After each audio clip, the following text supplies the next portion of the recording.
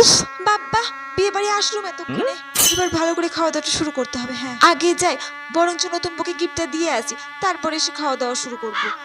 Gift না দিলে কেমন একটা লাগে না? সবাই আবার দেখেছি গিফট না দিয়ে খেয়ে নেয়। কিভাবে যে খাই আমি বুঝি না বাবা।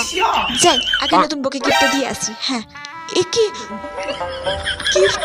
খালি ব্যাগ নিয়ে আসলাম, তার মানে আমি যে টেপিকে বলেছিলাম বিছানার চাদরটা এই প্যাকেটের মধ্যে ভরতে আলমারিতে রাখা ছিল। হ্যাঁ, কি হবে এখন? এই এতটা রাস্তা ভাড়া দিয়ে তারপরে আসলুম বিয়ে বাড়িতে, আবার বাড়িতে যেতে হবে গিফট কিনতে, তাহলে তো আবার 500 টাকা খরচ হবে। কি করি এখন?